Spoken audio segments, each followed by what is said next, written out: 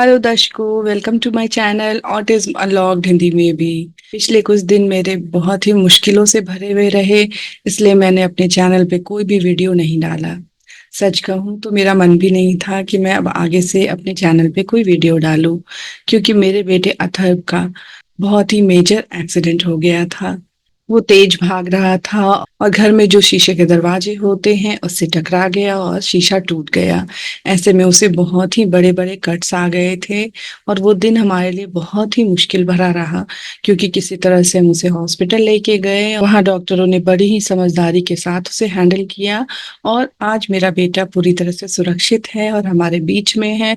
तो इसके लिए मैं उस हॉस्पिटल के डॉक्टर्स और नर्स का बहुत धन्यवाद करती हूँ। तो पिछले कुछ 1 महीने उसकी केयर में मुझे निकल गए और अभी भी वो बेड रेस्ट पे है। लेकिन मेरे बड़े बेटे ने बार-बार मुझसे कहा कि मम्मा आप वीडियोज़ डालना मत छोड़ो, क्योंकि बहुत सारे लोगों की ज़रूरतें इस वीडियो से पूरी होती हैं, बहुत सारे लोगों को गाइडेंस की ज़रूरत है। इसलिए मैंने सोचा कि ठीक है, अगर मुझे समय मिलेगा तो मैं कोशिश करूँगी कि बीच-बीच में आप लोगों के लिए वीडियोज़ डालती रहूँ। आज इस वीडियो का यही पर्पस है कि मैं आप लोगों को बतला सकूं कि आपका आपके बच्चे के साथ एक स्पेशल बॉन्ड बनाना कितना ज़रूरी है।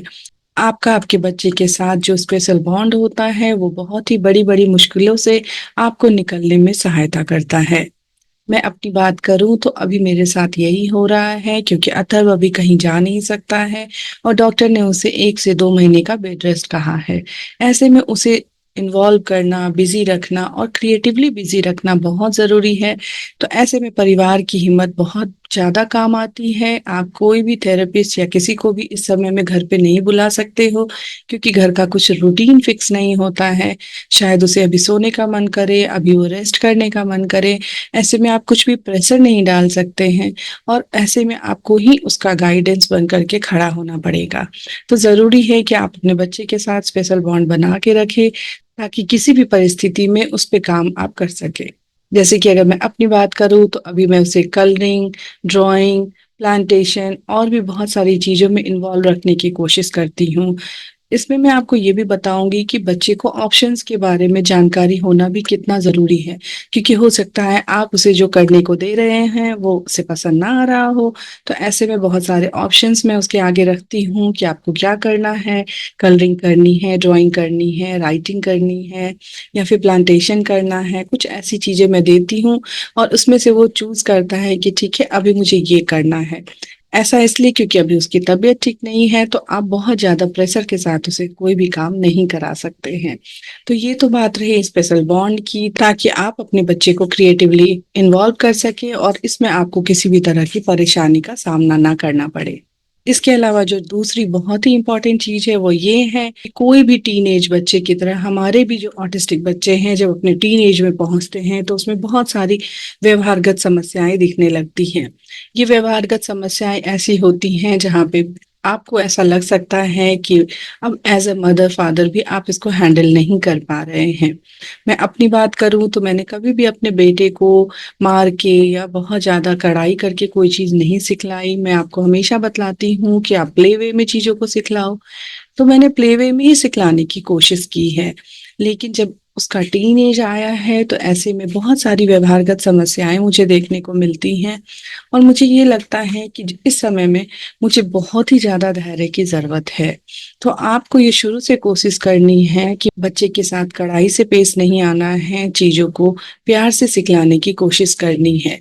जब आप बच्चे को प्यार से कोई चीज़ सिखलाते हैं तो बच्चे में एंग्ज़ायटी या चिड़चिड़ापन नहीं होता है और वो आपकी चीज़ों को सीखने में इंटरेस्ट लेता है।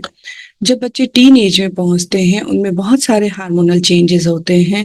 जो सामान्य बच्चे होते हैं, वो भी इस तरह की बहुत हरकतें करते हैं, जो आपको ऐसा लगता है कि आखिर इस एज में आके बच्चों को क्या हो गया है। फिर भी किसी तरह से वो चीज़ों को मैनेज करना सीखते हैं। लेकिन हमारे बच्चों के साथ ऐसा है कि उनके जो अंदर है, वो सामने दिख जाता है। इस कारण से इन बच्चों की जो भी हरकतें हैं, वो सामने दिखलाई देती हैं और लोग सोचने लगते हैं कि आखिर बच्चे में क्या समस्याएँ हैं। तो आपको हमेशा ध्यान रखना है कि आप बच्चे के साथ बहुत कड़ाई करके या डाँट के, मार के कोई चीज़ों को नहीं सिखलाएँगे और बच्चे की जो व्यवहारगत समस्याएँ हैं, उसको जैसे ही आप पहले ही देखें, शुरुआत में ही देखें, उसी समय उसको सँभालने की कोशिश करें। ये नहीं कि ठीक है, ये धीरे-धीरे ठीक हो जाएगा, ऐसा नहीं होता है।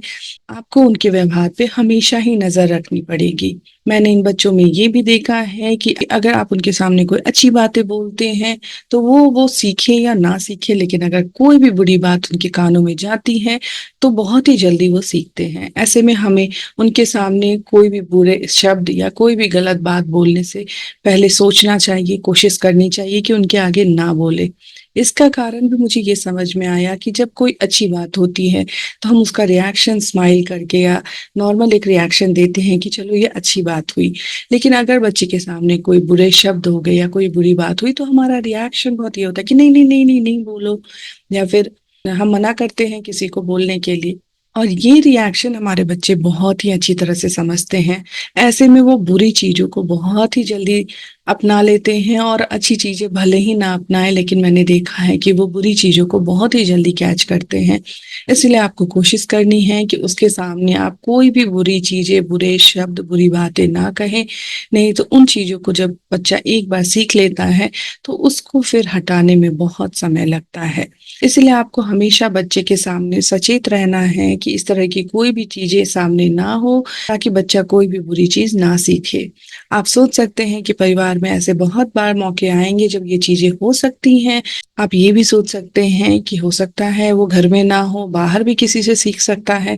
तो आपको वहाँ भी ध्यान रखना होगा कि आपका बच्चा ऐसे माहौल में ना जाए, ऐसे लोगों के साथ ना बैठे, जहाँ पे वो कुछ बुरे शब्द सीख ले या बुरी चीज़ें देख के उसे सीखे। तीसरी जो सबसे महत्वपूर्ण बात है वो ये है कि जब हम बच्चे के व्यवहारगत समस्याओं को सॉल्व करते हैं, तो जो हमें बहुत ही कॉमन चीज़ें सिखलाई जाती हैं वो ये है कि punishment and reward. Punishment and reward का मतलब ये हुआ कि जब बच्चा कुछ अच्छा करे तो उसे रिवॉर्ड दो, यानी उनके पसंद की चीज़ें, चाहे वो खाने की हो या टॉयज़ हो, या कुछ लोग स्टार चार्ट रखते हैं जहाँ पे रेड स्टार पनिशमेंट के लिए है और ग्रीन स्टार जो होते हैं वो अच्छी चीज़ों के लिए दी जाती है। लेकिन जब कोई बच्चा बुरा काम करता है तो उसकी फ़ेवरेट चीज़ें ले ली जाती हैं, या फिर उनसे कहा जाता है कि अभी कुछ ऐसी पनिशमेंट जो उन्हें फ़िज़िकली हार्म नहीं करे, लेकिन हम कोशिश करते हैं कि कुछ ऐसी चीज़ें जो उन्हें लगे कि हाँ, बुरा लग रहा है, तो हम वो कोशिश करते हैं। यहाँ पे आपको ये ध्यान देना है कि पनिशमेंट एंड रिवॉर्ड भी बहुत अर्ली स्टेज में नहीं करना है, क्योंकि ये पनिशमेंट एंड रिवॉर्ड जब बहुत ज़्यादा होने लगते हैं, तो एक समय के बाद बच्चा वो पनिशमेंट एंड रिवॉर्ड को भी वैल्यू करना छोड़ देता है। इसलिए जो बहुत छोटे बच्चे होते हैं, जैसे 4 या 5 साल के बच्चे हैं, वहाँ अगर कोई आपसे ये कहता है कि यहाँ पनिशमेंट एंड रिवॉर्ड को यूज़ कर सकते हैं, तो प्लीज़ अवॉइड कीजिए, क्योंकि उस समय में अगर आप करना शुरू कर देते हैं, तो धीरे-धीरे ये वाली चीज़ें खत्म होती चली जाती हैं। दूसरा, ज़्यादा से ज़्यादा अच्छी चीज़ों को आप एनकरेज करना सीखिए और जितनी भी बुरे चीज़ है उसको इग्नोर करने की कोशिश कीजिए छोटे एज में, ताकि बच्चा उस चीज़ को वैल्यू ना करे। बुरी चीज़ों को ही उसे बार-बार मना करेंगे, तो उससे क्या होता है कि कुछ बच्चे उसमें एन्जॉय भी करने लग जाते हैं और फिर वो बार-बार उस चीज़ को करते हैं। इसीलिए कोशिश ये करना है कि जो भी पॉज़िटिव चीज़ें हैं उसको बोलिए, क्या करना है वो बोलिए, क्या नहीं करना है उससे ध्यान हटाने की कोशिश कीजिए आप उसकी, और उसे रीडायरेक्ट कीजिए, किसी अच्छी चीज़ों पे उसका ध्यान जाए, इस पे आपको हमेशा ध्यान रखना है।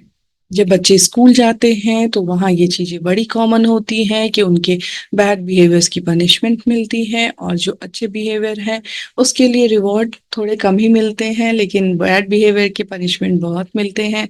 इस कारण से भी बच्चों में बहुत सारी व्यवहारगत समस्याएँ आती हैं, तो वहाँ भी आपको इस चीज़ का ध्यान रखना है कि रिवॉर्ड एंड पनिशमेंट इतना ज़्यादा ना हो जाए कि बच्चे को पनिशमेंट में ही मज़ा आने लग जाए और कुछ समय के बाद उसके लिए पनिशमेंट कोई चीज़ ही ना रहे।